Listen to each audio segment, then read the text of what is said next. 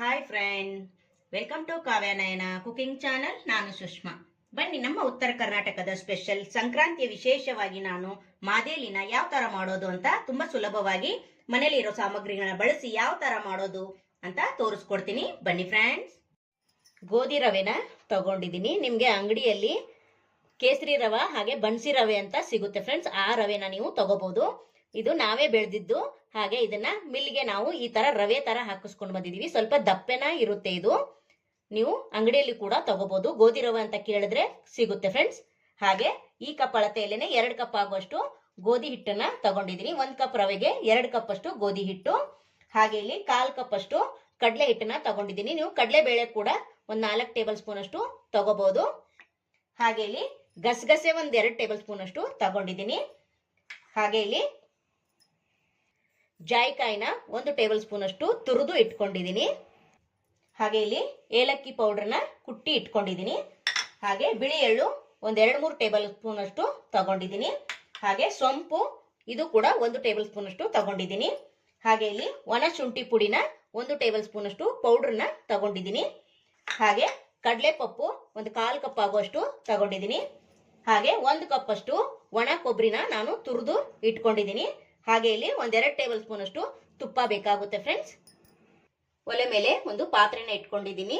Low flame ಅಲ್ಲೇ ಇರಲಿ ಯಾವಾಗ್ಲೂ. ನೋಡಿ, ಇವಾಗ 1 ಕಪ್ ಅಷ್ಟು ರವೆನ ಸೇರಿಸ್ಕೊತಾ ಇದ್ದೀನಿ. ಇದು ರವೆ ಸ್ವಲ್ಪ ದಪ್ಪಗೆ ಇರಬೇಕು ಫ್ರೆಂಡ್ಸ್. ಉಪ್ಪಿಟ್ಟು ಮಾಡ್ತೀವಲ್ಲ, ಸಣ್ಣ ರವೆ ಹಾಗೆ ಚಿರೋಟೆ ಇರುತ್ತಲ್ಲ, ಆ ತರ ರವೆನ ತಗೋಬಾರ್ದು. ಗೋಧಿ ರವೆ ಅಂತ ಕೇಳಿದ್ರೆ ಸಿಗುತ್ತೆ. ಇವಾಗ ಲೋ ಫ್ಲೇಮ್ ಅಲ್ಲೇನೆ ನಾವು ಇದನ್ನ ಚೆನ್ನಾಗಿ ಹುರ್ಕೋಬೇಕು. ಯಾಕಂದ್ರೆ ತುಂಬಾ ದಿನ ಇಟ್ಟು ತಿಂತೀವಲ್ವಾ, ಕನಿಷ್ಠ 15 ದಿವಸ ಆದ್ರೂ ನಾವು ಇಟ್ಟು ತಿಂತೀವಿ. ಅದಕ್ಕೋಸ್ಕರ ಚೆನ್ನಾಗಿ ಫ್ರೈ ಮಾಡಿ ಮಾಡೋದ್ರಿಂದ ಬೇಗ ಹಾಳಾಗಲ್ಲ. ನೋಡಿ, ಅದಕ್ಕೋಸ್ಕರ ನಾನು ಚೆನ್ನಾಗಿ ಈ ಗೋಧಿ ರವೆನ ಹುರ್ಕೊಂತೀನಿ. ಮನೇಲೆ ಗೋಧಿ ಇದ್ರು ಅದನ್ನು ಕೂಡ ಈ ತರ ಹುರಿದ್ಬಿಟ್ಟು ಮಿಕ್ಸಿಯಲ್ಲೇ ನೀವು ಈ ತರ ರವೆ ತರ ನೀವು ಮಿಕ್ಸಿ ಮಾಡ್ಕೋಬಹುದು ಫ್ರೆಂಡ್ಸ್. ನಾನು ರವೆಲೇನೆ ತೋರಿಸ್ತಾ ಇದ್ದೀನಿ. ಆದ್ರೆ ಯಾವುದೇ ಕಾರಣಕ್ಕೂ ಮೀಡಿಯಂ ರವೆ, ಚಿರೋಟಿ ರವೆ ಅಂತ ಬರುತ್ತಲ್ಲ, ಅದನ್ನ ಮಾತ್ರ ತಗೊಳಕ್ ಹೋಗ್ಬೇಡಿ. ಗೋಧಿ ರವೆನೆ ಚೆನ್ನಾಗಿರುತ್ತೆ ಇದಕ್ಕೆ. ನೋಡಿ, ಚೆನ್ನಾಗಿ ಫ್ರೈ ಮಾಡ್ಕೋತಾ ಇದ್ದೀನಿ. ಹಾಗೆ ನಮ್ಮ ಚಾನೆಲ್ನ ಇನ್ನೂ ಯಾರು ಸಬ್ಸ್ಕ್ರೈಬ್ ಮಾಡ್ಕೊಂಡಿಲ್ಲ, ಪ್ಲೀಸ್ ಹೋಗಿ ಸಬ್ಸ್ಕ್ರೈಬ್ ಮಾಡ್ಕೊಳ್ಳಿ. ಬೆಲ್ ಐಕನ್ನ ಪ್ರೆಸ್ ಮಾಡಿ ಆಲ್ ಅನ್ನೋ ನೋಟಿಫಿಕೇಶನ್ ಸೆಲೆಕ್ಟ್ ಮಾಡ್ಕೊಂಡ್ರೆ ನಾವು ಹಾಕೋ ವಿಡಿಯೋ ಎಲ್ಲ ಮೊದಲು ನಿಮ್ಗೆ ಬರ್ತದೆ ಫ್ರೆಂಡ್ಸ್. ಆಗ ಎಲ್ರಿಗಿಂತ ಮುಂಚೆ ನೀವೇ ನೋಡ್ಬೋದು. ಹೊಸಬ್ರು ಯಾರಾದ್ರೂ ನಮ್ಮ ಚಾನೆಲ್ ನೋಡ್ತಾ ಇದ್ರೆ ಪ್ಲೀಸ್ ಸಬ್ಸ್ಕ್ರೈಬ್ ಮಾಡ್ಕೊಂಡು ನೋಡಿ ಫ್ರೆಂಡ್ಸ್. ಹಾಗೆ ನಿಮ್ಮ ಫ್ರೆಂಡ್ಸ್ ಫ್ಯಾಮಿಲಿಗೂ ಕೂಡ ಶೇರ್ ಮಾಡಿ. ಆದಷ್ಟು ನಾನು ಸಿಂಪಲ್ ಆಗಿ ಮನೇಲೇ ಇರೋ ಸಾಮಗ್ರಿಗಳನ್ನ ಬಳಸಿ ಸಿಂಪಲ್ ಆಗಿ ಅಡಿಗೆ ಮಾಡಿ ತೋರಿಸ್ತಾ ಇರ್ತೀನಿ. ಹಾಗಾಗಿ ಸಬ್ಸ್ಕ್ರೈಬ್ ಮಾಡ್ಕೊಂಡು ಸಪೋರ್ಟ್ ಮಾಡಿ. ವಿಡಿಯೋನ ಎಲ್ಲೂ ಕೂಡ ಸ್ಕಿಪ್ ಮಾಡಬೇಡಿ. ಪೂರ್ತಿಯಾಗಿ ವಿಡಿಯೋ ನೋಡಿದ್ರೆ ತುಂಬಾ ಹೆಲ್ಪ್ ಆಗುತ್ತೆ ಫ್ರೆಂಡ್ಸ್. ನೋಡಿ, ಇವಾಗ ಚೆನ್ನಾಗಿ ಹುರಿದಿದ್ದಾಗಿದೆ. ಸ್ವಲ್ಪ ಕಲರ್ ಚೇಂಜ್ ಆದ್ರೆ ಸಾಕು. ಇವಾಗ ಇದನ್ನ ತೆಗೆದು ಬಿಡಬೇಕು. ಅದೇ ಪಾತ್ರೆಗೆ 1/4 ಕಪ್ ಆಗೋಷ್ಟು ಕಡಲೆ ಹಿಟ್ಟನ್ನ ಹಾಕೋತಾ ಇದ್ದೀನಿ. ನೀವಿಲ್ಲಿ ಕಡಲೆ ಬೇಳೆ ಕೂಡ 4 ಚಮಚದಷ್ಟು ಹಾಕೋಬಹುದು. ನಾನು ಕಡಲೆ ಹಿಟ್ಟನ್ನೇ ಹಾಕೋತಾ ಇದ್ದೀನಿ. ಇದನ್ನು ಕೂಡ ಲೋ ಫ್ಲೇಮ್ ಅಲ್ಲೇ ಚೆನ್ನಾಗಿ ಫ್ರೈ ಮಾಡ್ಕೋಬೇಕು. ಸಂಕ್ರಾಂತಿ ಹಬ್ಬ ಬರ್ತಾ ಇದೆ ಫ್ರೆಂಡ್ಸ್. ನಮ್ಮ ಉತ್ತರ ಕರ್ನಾಟಕದ ಸ್ಪೆಷಲ್ ಸಂಕ್ರಾಂತಿ ಹಬ್ಬಕ್ಕೆ ನಾನು ನಿಮಗೆ ಮಾದಿಲಿನ ಮಾಡಿ ತೋರಿಸ್ತಾ ಇದ್ದೀನಿ. ತುಂಬಾ ಅಂದ್ರೆ ತುಂಬಾ ಚೆನ್ನಾಗಿರುತ್ತೆ ಫ್ರೆಂಡ್ಸ್. ಅದರಲ್ಲಿ ಹಾಲು ಹಾಕೊಂಡು ಕೂಡ ತಿನ್ಬೋದು, ಹಾಲು ತುಪ್ಪ ಹಾಕೊಂಡು ತಿನ್ಬೋದು, ಇಲ್ಲ ಹಾಗೆ ಕೂಡ ತಿನ್ಬೋದು. ತುಂಬಾ ಅಂದ್ರೆ ತುಂಬಾ ಚೆನ್ನಾಗಿರುತ್ತೆ ಫ್ರೆಂಡ್ಸ್. ನೀವು ಕೂಡ ಒಂದ್ಸತಿ ಟ್ರೈ ಮಾಡಿ, ನಿಮ್ಗೆ ಆ ರುಚಿ ಗೊತ್ತಾಗುತ್ತೆ. ನೋಡಿ, ಇಷ್ಟು ಫ್ರೈ ಆದ್ರೆ ಸಾಕು. ಇದನ್ನ ತೆಗೆದು ಬಿಡೋಣ. ಈಗ ನೋಡಿ, ಗಸಗಸೆ ಕೂಡ ಹುರ್ಕೋತಾ ಇದ್ದೀನಿ. ಇದು ಕೂಡ ಲೋ ಫ್ಲೇಮ್ ಅಲ್ಲೇನೆ ಚೆನ್ನಾಗಿ ಹುರ್ಕೋಬೇಕು. ಸ್ವಲ್ಪ ಚಟಪಟ ಅಂದ್ಮೇಲೆ ನಾವು ತೆಗೆದು ಬಿಡಬೇಕು. ಯಾಕಂದ್ರೆ ಬೇಗ ಫ್ರೈ ಆಗುತ್ತೆ. ಆಲ್ರೆಡಿ ಪಾತ್ರೆ ಕೂಡ ಬಿಸಿ ಇರೋದ್ರಿಂದ ಸ್ವಲ್ಪ ಈ ತರ ಬೆಚ್ಚಗೆ ಮಾಡ್ಕೊಂಡ್ರೆ ಸಾಕಾಗುತ್ತೆ. ನೋಡಿ, ಇವಾಗ ಇದನ್ನು ಕೂಡ ತೆಗಿಯೋಣ. ನೋಡಿ, ಅದೇ ಪಾತ್ರೆಗೆ ಸೊಂಪು 1 ಟೇಬಲ್ ಸ್ಪೂನ್ ಅಷ್ಟು ತಗೊಂಡಿದ್ದೀನಿ. ಅದನ್ನು ಕೂಡ ಫ್ರೈ ಮಾಡ್ಕೊತಾ ಇದ್ದೀನಿ. ಜಾಸ್ತಿ ಕಪ್ಪಗೇನು ಮಾಡಕ್ ಹೋಗ್ಬೇಡಿ, ಸ್ವಲ್ಪ ಬೆಚ್ಚಗೆ ಮಾಡ್ಕೊಂಡ್ರೆ ಸಾಕು. ನೋಡಿ, ಇದು ಕೂಡ ಫ್ರೈ ಆಗಿದೆ. ಇದನ್ನು ಕೂಡ ತೆಗಿಯೋಣ. ಬಿಳಿ ಎಳ್ಳು ಕೂಡ ಸೇರಿಸ್ಕೊತಾ ಇದ್ದೀನಿ. ಇದನ್ನು ಕೂಡ ಹುರ್ಕೊಳ್ಳೋಣ. ಇದು ಅಷ್ಟೇ, ಜಾಸ್ತಿ ಹುರಿಯೋದೇನು ಬೇಡ. ಸ್ವಲ್ಪ ಚಟಪಟ ಅಂದ್ಮೇಲೆ ತೆಗೆದು ಬಿಡಬೇಕು. ನೋಡಿ, ಎಳ್ಳು ಕೂಡ ಚೆನ್ನಾಗಿ ಫ್ರೈ ಆಗಿದೆ. ಇದನ್ನು ಕೂಡ ತೆಗೆದು ಬಿಡೋಣ. ಒಲೆ ಆಫ್ ಮಾಡ್ಕೊಂಡ್ಬಿಡ್ತೀನಿ. ಈಗ ನೋಡಿ, ರವೆನ ಕಡಲೆ ಹಿಟ್ಟನ್ನ ಹುರಿದು ನಾನು ಪರಾತ್ಗೆ ಹಾಕೊಂಡಿದ್ದೀನಿ. ಚೆನ್ನಾಗಿ ಆರಿದೆ ಕೂಡ. ನೋಡಿ, ಬಿಸಿ ಆರಿದೆ. ಈಗ ಇದ್ರ ರವೆಗೆ ಹಾಗೆ ಕಡಲೆ ಹಿಟ್ಟು ಜೊತೆಗೇನೆ ನಾನು 2 ಕಪ್ ಆಗುವಷ್ಟು ಗೋಧಿ ಹಿಟ್ಟನ್ನ ತಗೊಂಡಿದ್ದೆ. ಇವಾಗ ಅದನ್ನ ಹಾಕೋತಾ ಇದ್ದೀನಿ. ನೀವು ಸಮಸಮವಾಗಿ ಕೂಡ ತಗೋಬಹುದು ಗೋಧಿ ಹಿಟ್ಟು ಹಾಗೆ ರವೆನ. ಈಗ ಚೆನ್ನಾಗಿ ಒಂದ್ಸತಿ ಮಿಕ್ಸ್ ಮಾಡ್ಕೊಳ್ಳೋಣ. ನೋಡಿ, ಹಾಗೆ ಇಲ್ಲಿ ರುಚಿಗೆ ಸ್ವಲ್ಪ ಉಪ್ಪನ್ನ ಸೇರಿಸ್ಕೊತಾ ಇದ್ದೀನಿ. ಸ್ವೀಟ್ಗೆ ಸ್ವಲ್ಪ ಉಪ್ಪನ್ನ ಹಾಕಲೇಬೇಕು ಫ್ರೆಂಡ್ಸ್, ಅಂದರೆ ಮಾಡೋ ಸ್ವೀಟು ತುಂಬ ಚೆನ್ನಾಗಿರುತ್ತೆ. ನೋಡಿ ಮಿಕ್ಸ್ ಮಾಡ್ಕೊಂಡಿದ್ದಾಗಿದೆ. ಈಗ ಒಂದೆರಡು ಚಮಚದಷ್ಟು ನಾನು ತುಪ್ಪನ ಸೇರಿಸ್ಕೊತೀನಿ. ನೀವು ತುಪ್ಪ ಬೇಡನವರು ಎಣ್ಣೆ ಕೂಡ ಹಾಕೋಬಹುದು. ಇವಾಗ ಚೆನ್ನಾಗಿ ಒಂದ್ಸತಿ ಮಿಕ್ಸ್ ಮಾಡ್ಕೊಳ್ಳೋಣ. ಈಗ ಸ್ವಲ್ಪ ಸ್ವಲ್ಪನೇ ನೀರು ಹಾಕೊಂಡು ನಾವು ಚಪಾತಿ ಹಿಟ್ಟು ಕಲಿಸ್ತೀವಲ್ಲ ಅದಕ್ಕಿಂತ ಗಟ್ಟಿಯಾಗಿನೇ ಕಲಿಸ್ಕೋಬೇಕು. ಚಪಾತಿ ಹಿಟ್ಟಿನ ಥರ ಮೆದುವಾಗಿ ಕಲಿಸ್ಬಾರ್ದು ಫ್ರೆಂಡ್ಸ್, ಇಲ್ಲಿ ಗಟ್ಟಿಯಾಗಿನೇ ಇರಬೇಕು ಹಿಟ್ಟು. ನೋಡಿ ಈಗ ಸ್ವಲ್ಪ ಸ್ವಲ್ಪನೇ ನೀರು ಹಾಕೊಂಡು ನಾದ್ಕೊತೀನಿ. ಎಷ್ಟು ಗಟ್ಟಿ ಬೇಕು ಅಂತ ನಾನು ನಿಮಗೆ ತೋರಿಸ್ಕೊಡ್ತೀನಿ. ಮಾದಿಲಿಗೆ ಸ್ವಲ್ಪ ಗಟ್ಟಿನೇ ಇರಬೇಕು ಹಿಟ್ಟು. ನೋಡಿ ಚೆನ್ನಾಗಿ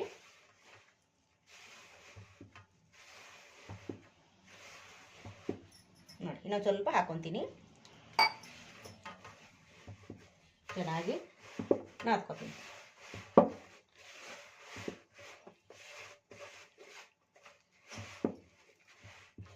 ಇನ್ನೊಂದು ಸ್ವಲ್ಪ ನೀರು ಹಾಕೊತೀನಿ.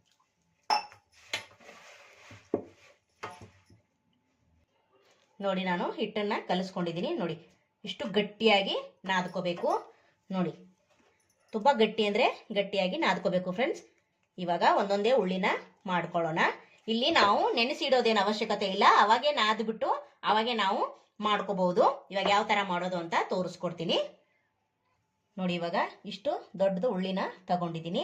ಇಲ್ಲಿ ಶೇಪ್ ಏನೋ ಬರಂಗಿಲ್ಲ, ಅಂದರೆ ಮಾಡಂಗಿಲ್ಲ, ನಾವು ಹಾಗೆ ಲಟ್ಟಿಸ್ಕೋಬೇಕು.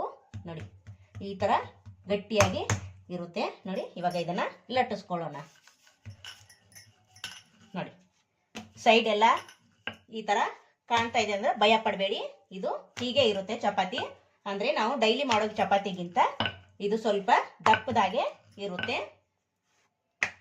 ಈ ಥರ ಸೈಡ್ ಎಲ್ಲ ನೋಡಿ ಕಟ್ ಆಗ್ತಾ ಇದೆ ಅಂತ ಭಯ ಬೇಡ, ಇದನ್ನು ನಾವು ಹೀಗೆ ಮಾಡ್ಕೋಬೇಕು.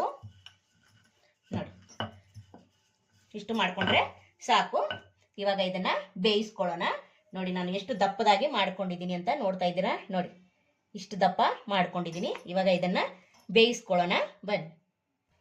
ನೋಡಿ ನಾನು ತವ ಇಟ್ಕೊಂಡಿದ್ದೀನಿ. ತವ ಕೂಡ ಚೆನ್ನಾಗಿ ಬಿಸಿಯಾಗಿದೆ. ಇವಾಗ ಈ ರೊಟ್ಟಿನ ಇಲ್ಲಿ ಹಾಕೊಳ್ಳೋಣ. ನೋಡಿ ಇಲ್ಲಿ ಎಣ್ಣೆ ಬೆಣ್ಣೆ ಏನು ಹಚ್ಚಂಗಿಲ್ಲ ಫ್ರೆಂಡ್ಸ್, ಹಾಗೆ ನಾವು ಇದನ್ನ ಬೇಯಿಸ್ಕೋಬೇಕು. ನೋಡ್ತಾ ಇದ್ದೀರಾ ನಾನು ಏನು ಹಚ್ಚಿಲ್ಲ, ಹಾಗೆ ನಾನು ಬೇಯಿಸ್ಕೊತಾ ಇದ್ದೀನಿ. ನೋಡಿ ಈಗ ಇನ್ನೊಂದು ಕಡೆ ತಿರುಗಿ ಹಾಕೊಂತೀನಿ. ನೋಡಿ ಸೇಮ್ ಚಪಾತಿ ಮಾಡ್ದಂಗೆನೆ ಇದು ಸ್ವಲ್ಪ ದಪ್ಪ ಬರುತ್ತೆ. ಚಪಾತಿ ನಾವು ತೆಳ್ಳಗೆ ಲಟ್ಟಿಸ್ಕೊತೀವಿ. ಈಗ ಇದು ಮಾದಿಲಿಗೆ ನಾವು ಇದನ್ನ ದಪ್ಪದಾಗೆ ಮಾಡ್ಕೋಬೇಕು. ನೋಡಿ ಇವಾಗ ಕಲರ್ ಚೇಂಜ್ ಆಗ್ತಾ ಇದೆಯಲ್ಲ, ಈ ತರ ನಾವು ಬೇಯಿಸ್ಕೋಬೇಕು. ನೋಡಿ ಬಟ್ಟೆಯಿಂದ ಈ ತರ ಪ್ರೆಸ್ ಮಾಡಿ ಮಾಡಿ ಬೇಯಿಸ್ಕೋಬಹುದು, ಇಲ್ಲ ಹಾಗೆ ಕೂಡ ಬೇಯಿಸ್ಕೋಬಹುದು. ನೋಡಿ ಜಾಸ್ತಿ ಬೇಯಿಸೋದು ಇಲ್ಲ ಫ್ರೆಂಡ್ಸ್, ಇಷ್ಟು ಬೆಂದ್ರೆ ಸಾಕು ನಮಗೆ. ನೋಡಿ ನೋಡ್ತಾ ಇದ್ದೀರಲ್ಲ,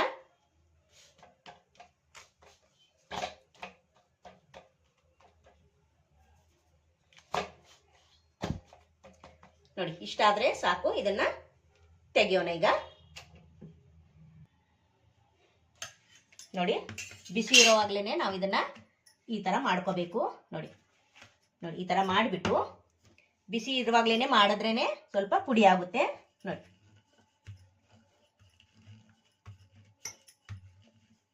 ನೋಡ್ತಾ ಇದ್ದೀರಾ.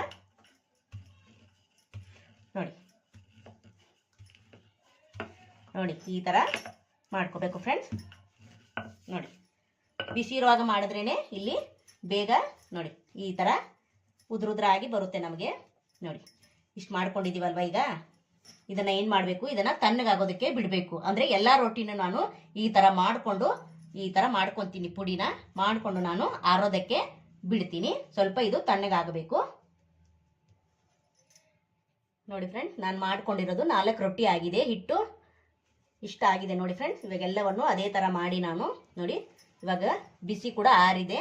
ಇವಾಗ ಇದನ್ನೆಲ್ಲವನ್ನು ಮಿಕ್ಸಿ ಜಾರ್ಗೆ ಹಾಕೊಂಡು ರವೆ ತರ ನಾವು ಇದನ್ನ ನೈಸಾಗಿ ಪುಡಿ ಮಾಡ್ಕೊಂಡು ಬರಬೇಕು.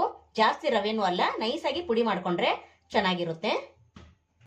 ನೋಡಿ ಮಿಕ್ಸಿ ಜಾರ್ ತಗೊಂಡಿದ್ದೀನಿ. ಎಷ್ಟು ಹಿಡಿಸುತ್ತೋ ಅಷ್ಟೇನೆ ಸ್ವಲ್ಪ ಸ್ವಲ್ಪನ ಹಾಕೊಂಡು ನಾವಿಲ್ಲಿ ಪುಡಿ ಮಾಡ್ಕೊಂಡು ಬರಬೇಕು. ನೋಡಿ ಇಷ್ಟು ಹಾಕೊಂಡಿದ್ದೀನಿ. ಹಾಗೆ 1 ಕಪ್ ಅಷ್ಟು ಬೆಲ್ಲನ ಹಾಕೋತಾ ಇದ್ದೀನಿ. ಹಾಗೆ ಮತ್ತೆ ಒಂದು ಸ್ವಲ್ಪ ಮತ್ತೆ ಈ ಚಪಾತಿ ಮುರಿದಿರೋದನ್ನ ಹಾಕೋಬೇಕು. ನಾನಿಲ್ಲಿ 1 ಕಪ್ ರವೆ, 2 ಕಪ್ ಗೋಧಿ ಹಿಟ್ಟು, ಅಂದ್ರೆ 3 ಕಪ್ ಆಯ್ತು. 3 ಕಪ್ ಅಷ್ಟು ಬೆಲ್ಲನ ಸಮವಾಗಿ ನಾನು ತಗೋತಾ ಇದ್ದೀನಿ. ನೀವು ಸ್ವೀಟ್ ಕಮ್ಮಿ ತಿನ್ನೋರಾದ್ರೆ ನೀವು ಕಡಿಮೆ ಮಾಡ್ಕೋಬಹುದು.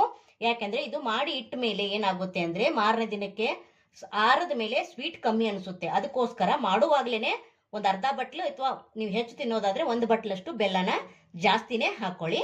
ನಾನು 3 ಕಪ್ಗೆ 3 ಕಪ್ ಅಷ್ಟೇನೆ ಬೆಲ್ಲ ಹಾಕೋತಾ ಇದ್ದೀನಿ. ಯಾಕಂದ್ರೆ ನಾವು ಸ್ವೀಟು ಜಾಸ್ತಿ ತಿಂತೀವಿ, ಅದಕ್ಕೋಸ್ಕರ ಈಗ ಇದನ್ನ ನೈಸ್ ಆಗಿ ಪುಡಿ ಮಾಡ್ಕೊಂಡು ಬರ್ತೀನಿ ಫ್ರೆಂಡ್ಸ್. ನೋಡಿ ಫ್ರೆಂಡ್ಸ್, ನಾನು ಪರಾತ್ ತಗೊಂಡಿದ್ದೀನಿ. ಇದಕ್ಕೆ ನಾನು ರುಬ್ಕೊಂಡ್ ಬಂದಿರೋ ನೋಡಿ ಈ ತರ ಪುಡಿ ಮಾಡ್ಕೊಂಡು ಬಂದಿದ್ದೀನಿ. ನೋಡ್ತಾ ಇದ್ದೀರಾ ಎಷ್ಟು ಪುಡಿ ಆಗಿದೆ ಅಲ್ವಾ? ಈ ತರ ಪುಡಿ ಮಾಡ್ಕೊಂಡು ಬರಬೇಕು. ನೋಡಿ ಎಲ್ಲವನ್ನು ಹಾಕ್ಕೊಂತೀನಿ. ನೋಡಿ ಇಷ್ಟು ನೈಸ್ ಆಗಿ ಪುಡಿನ ಮಾಡ್ಕೊಂಡು ಬರಬೇಕು. ನೋಡಿ ಇದೇ ತರ ಎಲ್ಲವನ್ನು ಮಾಡ್ಕೊಂಡು ಬರ್ತೀನಿ. ನೋಡಿ ಫ್ರೆಂಡ್ಸ್, ಎಲ್ಲವನ್ನು ಮಾಡಿ ನಾನು ಇಟ್ಕೊಂಡಿದ್ದೀನಿ. ನೋಡಿ ಉದುರಾಗಿ ಬಂದಿದೆ ಅಲ್ವಾ? ಪರವಾಗಿಲ್ಲ, ಗಟ್ಟಿ ಆದರೂ ಏನು ತೊಂದರೆ ಇಲ್ಲ. ಆರಿದ ಮೇಲೆ ಇನ್ನೂ ಉದುರಾಗಿ ಆಗುತ್ತೆ. ನೋಡಿ ಫ್ರೆಂಡ್ಸ್, ನನಗೂ ಕೂಡ 2 ಕಪ್ ಅಷ್ಟು ಬೆಲ್ಲನೇ ಅಷ್ಟೇ ಹಿಡಿತು. 1 ಕಪ್ ಅಷ್ಟು ಮಿಕ್ಕಿದೆ. ನೋಡಿ ನಾನು 3 ಕಪ್ ಬೆಲ್ಲ ತಗೊಂಡಿದ್ದೆ, ಅದರಲ್ಲಿ 1 ಕಪ್ ಅಷ್ಟು ಮಿಕ್ಕಿದೆ ಫ್ರೆಂಡ್ಸ್. ಅಂದರೆ ನನಗೆ ಸ್ವೀಟು 2 ಕಪ್ ಸ್ವೀಟ್ ಕರೆಕ್ಟಾಗಿ ಆಗಿದೆ. ಅದಕ್ಕೋಸ್ಕರ ನೀವು ನೋಡಿಕೊಂಡು, ನೀವು ಎಷ್ಟು ತಿಂತೀರೋ ನೋಡಿಕೊಂಡು ಸ್ವೀಟನ್ನು ಹಾಕೋಬೋದು ಬೆಲ್ಲ. ಈಗ ಇದಕ್ಕೇನೆ ಬಿಳಿ ಎಳ್ಳನ್ನ ಸೇರಿಸ್ಕೊತಾ ಇದ್ದೀನಿ. ಹಾಗೆ ಗಸಗಸೆ ಕೂಡ ಹಾಕೋತಾ ಇದ್ದೀನಿ. ಹಾಗೆ ಕಡಲೆಪಪ್ಪು ಹಾಕೋತಾ ಇದ್ದೀನಿ. ಹಾಗೆ ಒಣ ಕೊಬ್ಬರಿನ ಹಾಕೋತಾ ಇದ್ದೀನಿ. ಇದೆಲ್ಲ ನಿಮ್ಗೆ ಎಷ್ಟು ಬೇಕೋ ಅಷ್ಟೇ ಹಾಕೊಳ್ಳಿ, ಜಾಸ್ತಿ ಏನು ಹಾಕೊಳ್ಳೋಕೆ ಹೋಗಬೇಡಿ. ಹಾಗೆ ಸೊಂಪನ್ನು ಕೂಡ ಸೇರಿಸ್ತಾ ಇದ್ದೀನಿ.